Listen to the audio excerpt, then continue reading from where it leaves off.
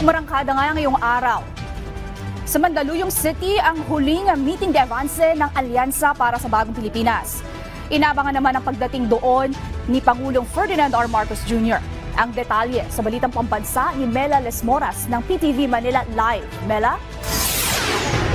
Masaya, masigla at buhay na buhay ang sitwasyon ngayon dito sa Mandaluyong City para sa meeting de avance ng Alyansa para sa Bagong Pilipinas. Sa ngayon nga ay inaabangan natin ang pagdating ni Pangulong Ferdinand R. Marcos Jr.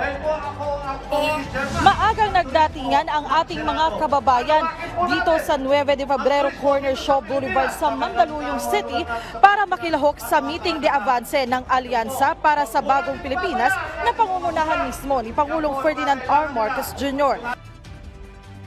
Pagtatapos ng campaign period bukas, personal na ikakampanya ng Presidente ang Alyansa Senatorial Candidates kabilang na sina Senador Francis Tolentino, Lito Lapid, Bong Revilla at Pia Cayetano, mga dating Senador Tito Soto, Ping Lacson at Manny Pacquiao, Makati City Mayor Abby Binay, dating DILG Secretary Ben-Hur Abalos at Congressman Erwin Tulfo at Camille Villar.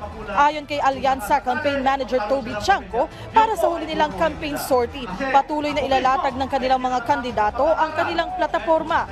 Mula noon hanggang ngayon, hindi naman anya nawawala ang layunin nilang tutukan ang pambansang interes ng mga Pilipino.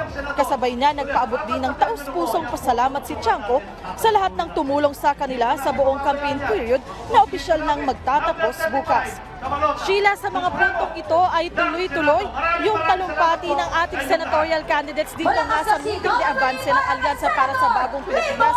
Una nagsalita si Senadora Cayetano at ngayon nga katatapos lamang ng speech ni Senador Lito Lapid at sunod-sunod na sila mag-i-speech bago nga ang pagdating ni Pangulong Ferdinand R. Marcos Jr. Sheila? Maraming salamat, Mela Lesmoras ng PTV Manila.